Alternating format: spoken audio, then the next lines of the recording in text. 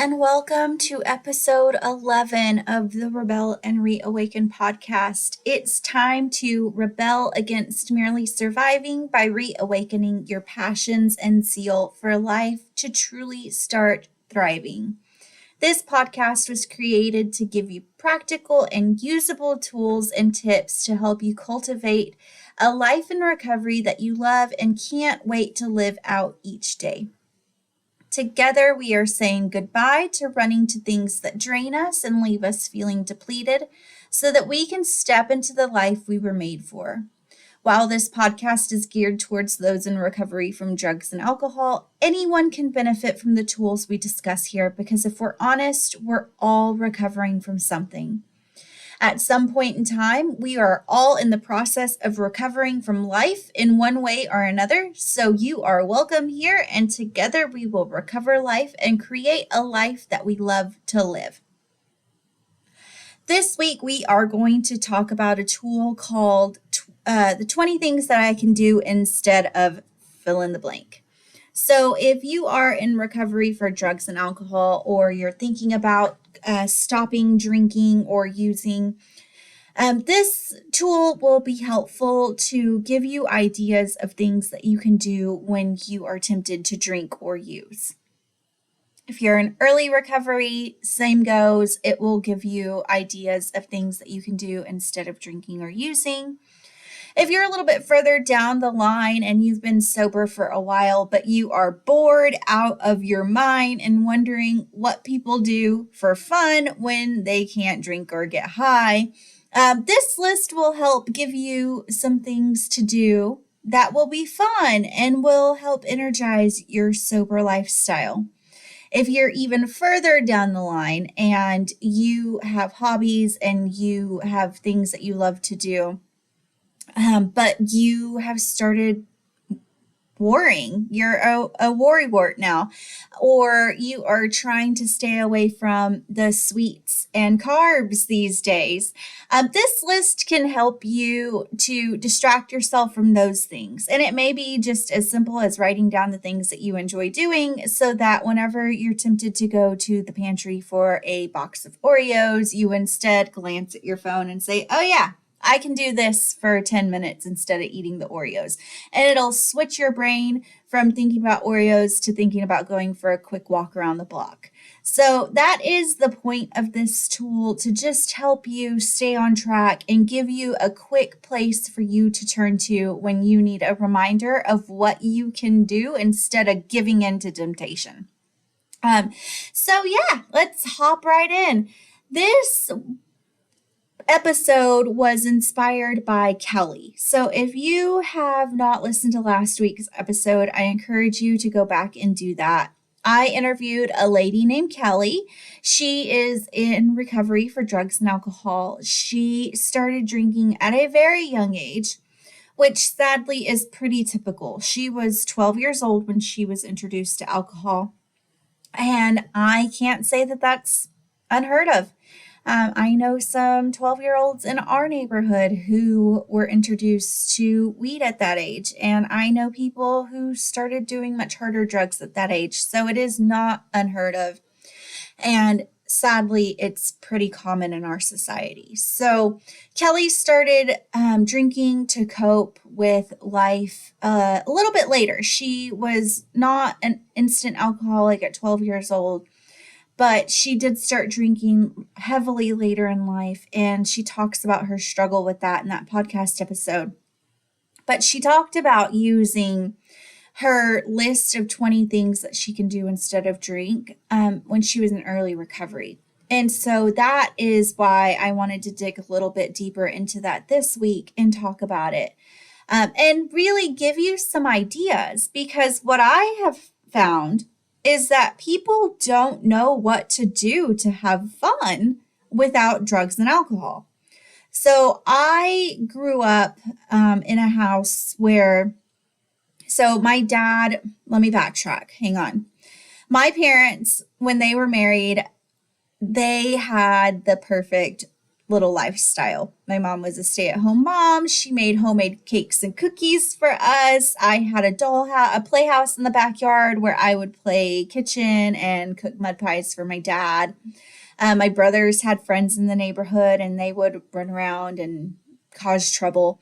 So we lived a very typical suburban life. My parents divorced when I was 5, and my mom then didn't have a job, didn't have any skills. She'd been a stay-at-home mom her entire adult life at that point. And so she was plunged into a very different lifestyle. I eventually went to live with my dad. He got custody of me, and he introduced me to a life where we went fishing. We went out to eat at nice restaurants. We went to church. We went camping. We went to my grandpa's farm and tended to the animals. So we had a different lifestyle. I learned then how to have fun without alcohol being front and center. Then my dad died when I was 8, and I went to go live with my mom, and her family was very different. She is one of 10. I have 97 first cousins. Yeah, we're a huge family.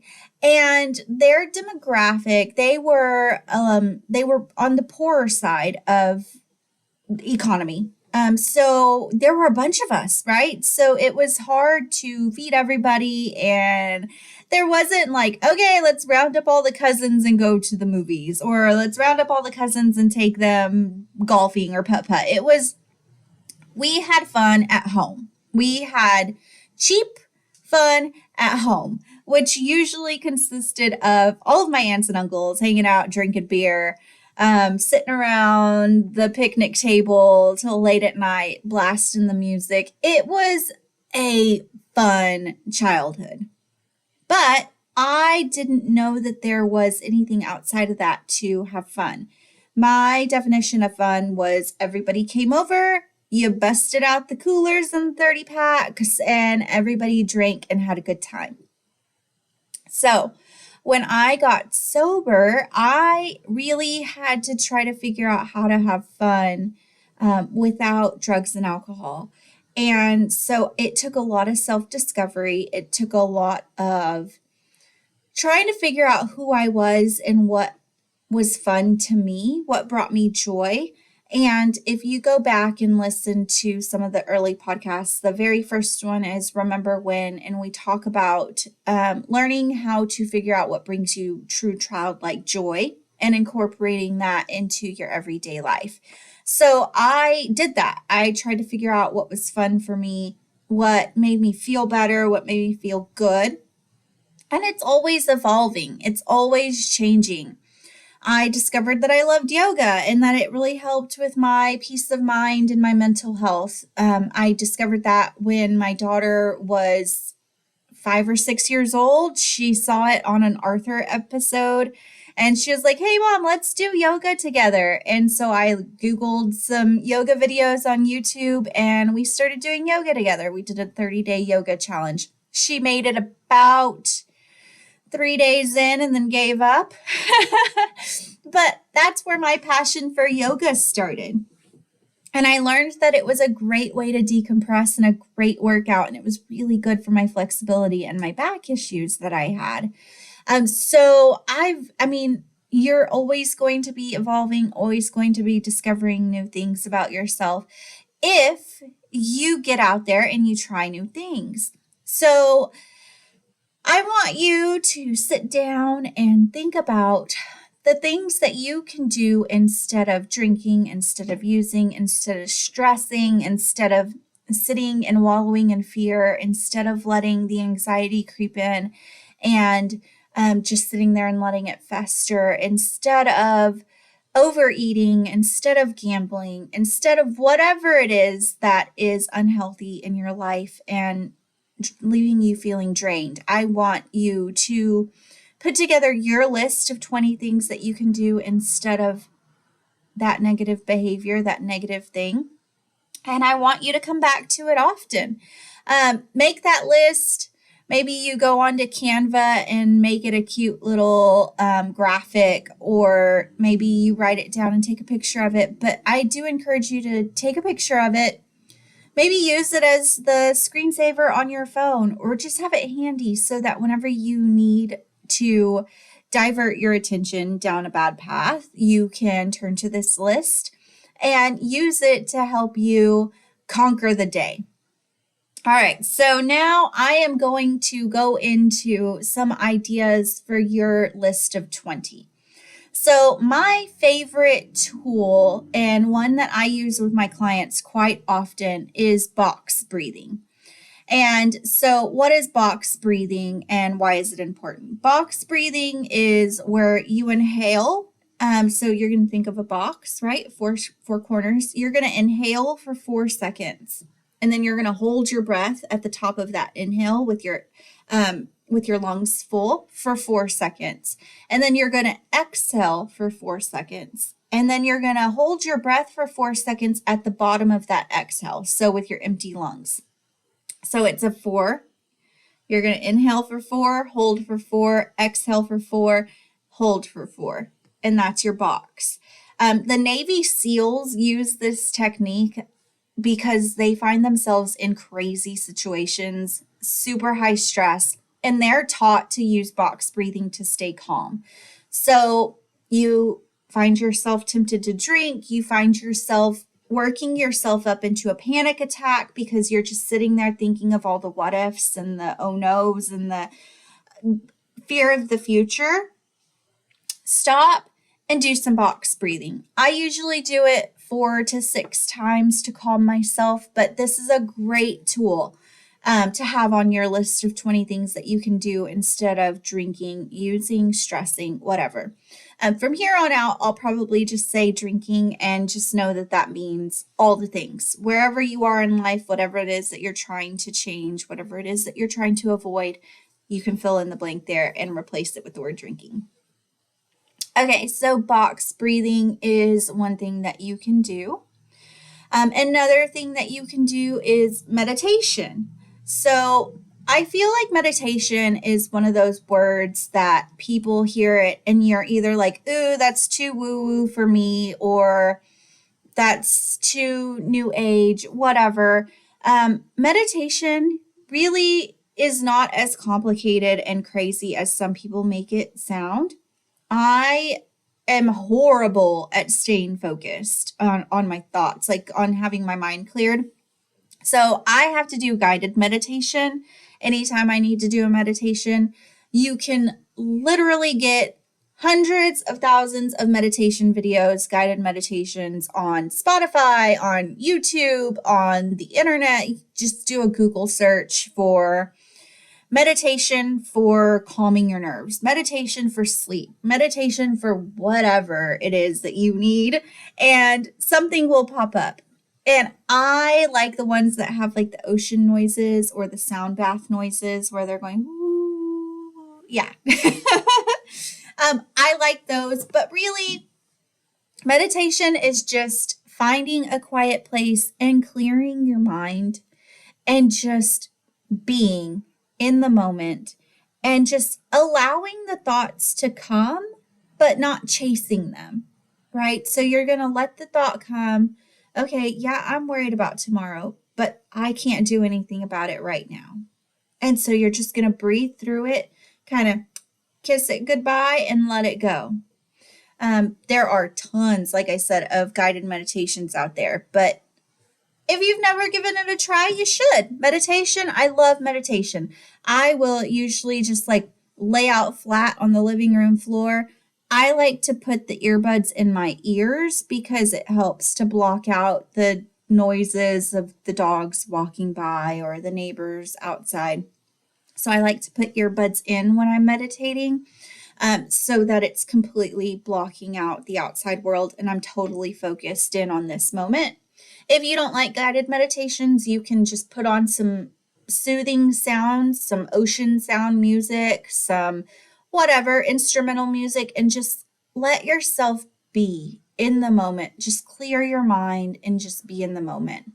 I am not a great flyer. I'm a lot better now. But when my husband and I started dating in 2016, I was worried because he traveled all the time. He is a Mexican jumping bean. He does not know how to sit still. And so when we started dating, I was super worried about the fact that he flew everywhere because I hated flying. Like, got my stomach in knots, hot, cold sweats, shaking. Like, I hated flying. And so the first year that we dated, I ended up having to fly by myself from Houston to meet him in New Orleans. I was super stressed. But while I was sitting in the airport, I just popped in my earbuds and just sat there and did a guided meditation for calming my nerves. And I had planned on doing it again in the airplane, but I was lucky, and this older man sat down next to me, and he told me that he had done this flight hundreds of times. He's like, I fly in and out of Houston because I work in Louisiana, but I live in Houston. He said, so I do this flight every Sunday night and Friday afternoon. And so he sat down next to me and he talked me through every bing bong noise, every slight change in elevation. He talked me through all of it. And now I'm a great flyer because I know exactly what's happening in the airplane while I'm in the air, and I don't worry anymore. I don't think we're going down every time I hear the bing go, that bing, bing. I know it's the flight attendants just communicating with each other. But anyway, I used that meditation to calm my nerves before the flight. So meditation is my second suggestion for 20 things that you can do instead of fill in the blank. So box breathing, meditation. The next thing that I will suggest is yoga. And I know some people hate yoga. Again, they think it's really woo-woo, whatever. But yoga, it not only does it have, gives you a workout, it has great physical components to it. It helps with stretching. It helps with self-esteem. I notice that when I'm doing really well and I can feel my poses changing, I can feel the difference. I don't do yoga every day. I'm not super dedicated. I have a hard time being consistent when it comes to working out. I'll be super consistent for 2 or 3 months, usually when I'm leading up to training for a race or something. Super consistent, and then I fall off the wagon. So I will go from being able to do a perfect downward dog to missing 2.5 months of yoga, and then going back and my heels are 6 inches off the ground again. But there is something to be said about the confidence boost that comes from being able to feel your body change. And when my daughter and I started out, that 30-day yoga challenge that we did, it was 20 minutes or less every day for 30 days. And I felt so much better. My mind was more clear. It helped with my sinuses. I was feeling less sinus pressure. And at the time I was living in good old Lubbock, Texas, where it is dirt central and I'm allergic to dust. And so I was constantly sick when I was living in Lubbock, and I could tell that the yoga was opening up my sinuses, and it was helping me to let off some steam.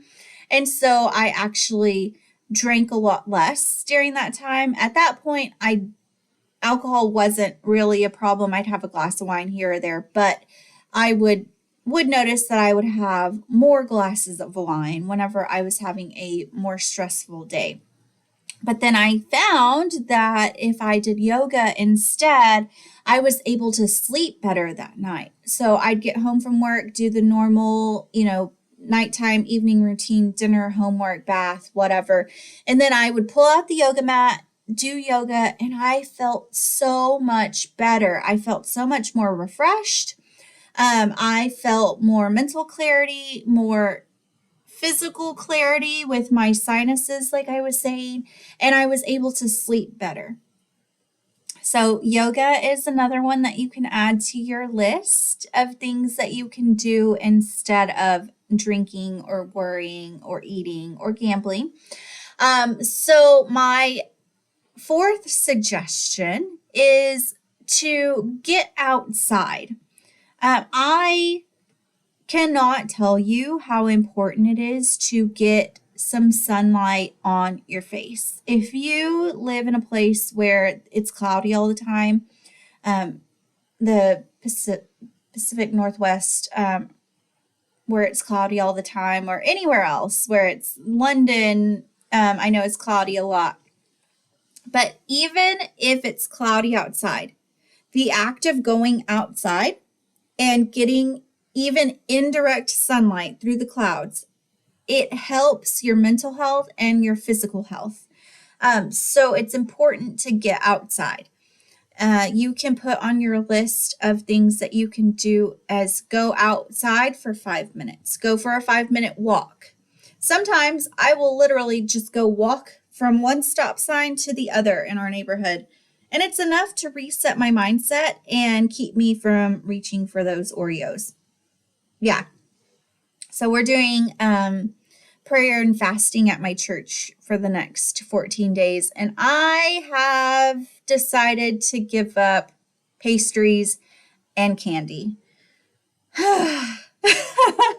So I will be using my list of 20 things that I can do to help me not eat the Oreos and the cake and the candy late at night.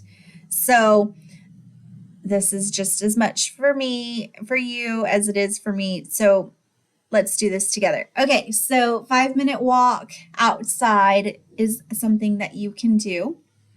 If you are religious, I am a Christian and I read the Bible. So on my list of 20 things is turn to the Bible, turn to your deity of choice and your handbook, your religious handbook of choice, and read for a minute.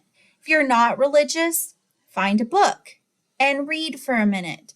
And literally, it will take just a few seconds to have that mindset shift and to change your mind from the trajectory that you were on into something else. So this suggestion is reading. I like audiobooks, but I tend to do audiobooks when I'm doing other things.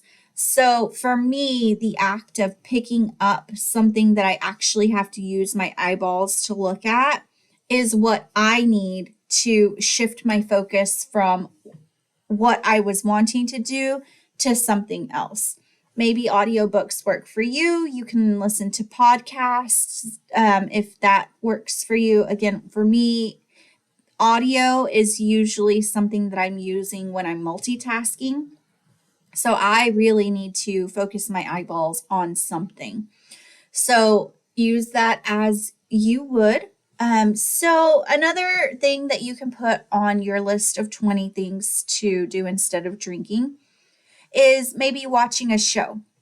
I do want to caution on this one because you don't want to start using TV movies as a coping mechanism where you just drown out the world with a TV show and you plop down on the couch as a way of numbing.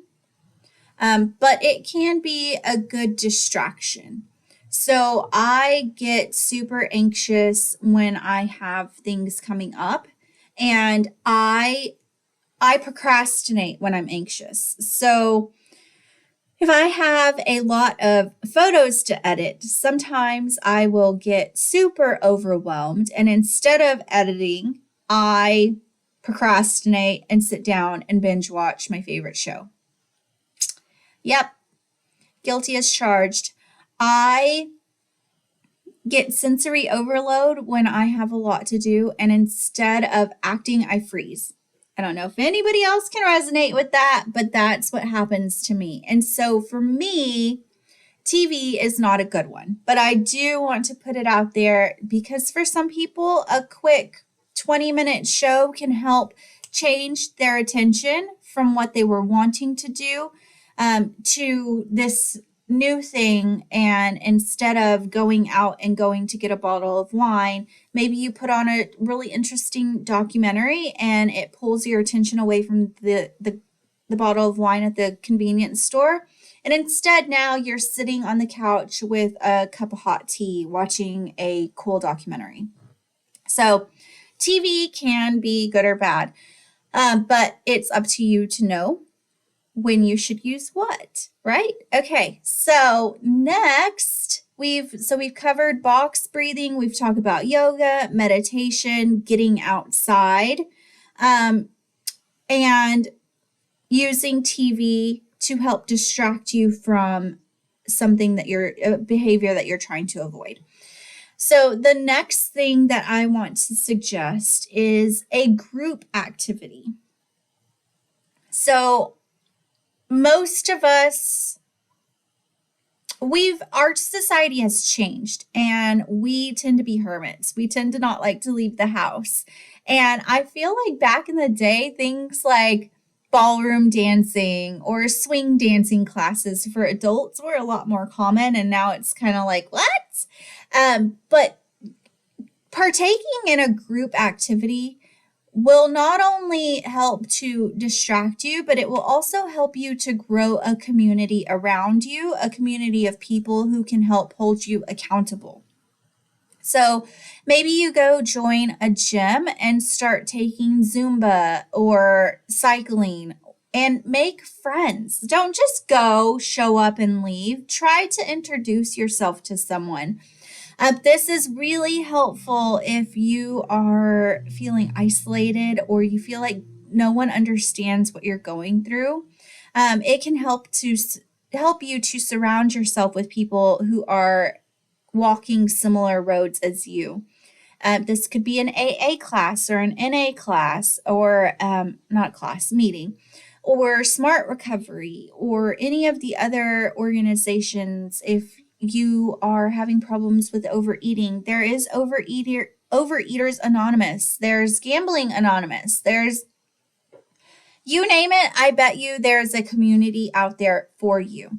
But this one is get out, do a group activity, and surround yourself with people who are like-minded and going through a similar experience.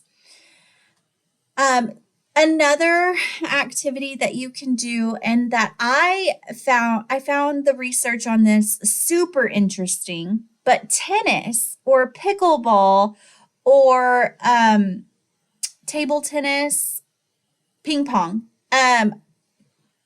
apparently those activities help to reduce occurrences of dementia. You guys, this one is big for me because Alzheimer's runs in my family. I lost my grandma to it, and I have 2 aunts who are struggling right now with it. And so when I heard the research on this one, it went off like sirens in my head. Excuse me, because apparently the sports where you are playing against someone has more impact on reducing Alzheimer's and dementia because you're interacting with someone rather than like just going for a run or just playing a solo sport. So super cool. You don't have to be good at it. Find a friend who sucks at it just as much as you do and go play some tennis. I love this one. Yeah, I was so excited about it. Another thing you can do is go bowling. I love to bowl. I'm horrible at it, but it's so much fun. Like just being silly with people and like getting out there and just being ridiculous, right? So another activity that you could do when you're trying to distract yourself is putt-putt, mini golf. I always call it putt-putt because that was the name of the place in my hometown that had mini golf. But mini golf, going out to the driving range and hitting some golf balls if you're into golfing. Really just anything that will help to distract you from the path that your brain was on and pivot to something else. The important thing with your list of 20 things to do is you're wanting to keep your hands busy, your hands and your mind occupied. That way, you're not just sitting there with idle time and allowing these thoughts to come back to you of like, well, there's nothing to do, so I may as well drink. Or running on autopilot and just automatically reaching for that box of Oreos. Again, this one's personal for me because that's just what you do. You know, every night I go get 1 to 3 Oreos and eat them at about 8 o'clock. I know, super unhealthy. It's horrible. I shouldn't do it, but I do. And so I need to use this list of 20 for myself to help change the trajectory of my steps in the moment so that I don't follow through with that problem behavior. So these are just a few of the things that you can do to help distract yourself. Read, go for a walk, partake in a group exercise, do some box breathing, meditation, anything to help distract yourself and change the trajectory of your steps. One last one, and I wanted to talk about it because it's one of my favorites, is cooking. If you don't like to cook, cool, whatever, but I cannot tell you how much fun it is to put together a dish, and sometimes they don't come out that great. That's okay. It's the effort, but cooking and sharing a meal with people, going out to a restaurant, these are things that you can do to try to distract yourself, change your mind, change your direction, and pivot to something that's actually going to leave you feeling energized, leave you feeling happy, proud, all the feel good things. So I hope this tool has been helpful. It's called the 20 things I can do instead of blank. But yeah, I hope you will put together your own list of 20 things. If you are a Rebel VIP and you follow us on Patreon, then you can hop on over to our Patreon page now, and we will be putting together your list of 20. I will have a handout for you where you will fill out your list of 20 things, and you'll be able to just screenshot it and save it on your phone. And we're going to dig a little bit deeper into the science behind this. So anyway, I hope that you have found something here that will be helpful to you. Thank you for tuning in. I hope this episode has taught you at least one thing, and I hope it helped you to see that you were made for more than merely surviving. You were made for thriving. Crumbs are for the birds. You were made for the feast. Don't forget that. For more information on our 6-week course that will be coming out soon, I am so excited. I know I keep saying that, but I am working truly hard on it, and I am so excited for it to be out in the world. This course is going to help you just truly cultivate an abundantly fulfilling life in recovery. We are going to dig deep and figure out those things that bring you joy. We are going to learn how to incorporate them into your everyday life by creating an implementation plan that actually works. And then I'm going to teach you about intentional living and how to keep the momentum going in your everyday life so that you can live each day to the fullest and end each day feeling like you truly did your best. So I'm excited for that. If you want more information, you can text course to 806-317-8181. And that number will be listed in the show notes.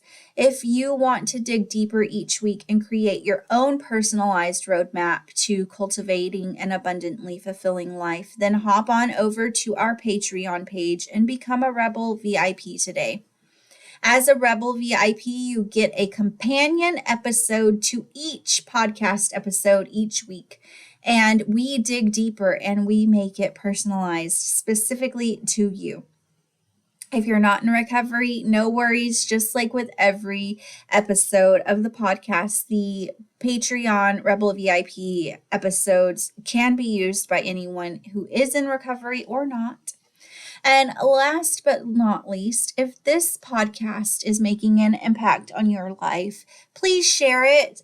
I cannot tell you how grateful I am to each and every one of you who does share this podcast episode. If you subscribe, then you will never miss an episode. You can subscribe on Spotify, YouTube, Apple Podcasts, Google Podcasts. I am forever grateful to each and every one of you. And as always, be well, be kind, and may you find some joy this week. Bye.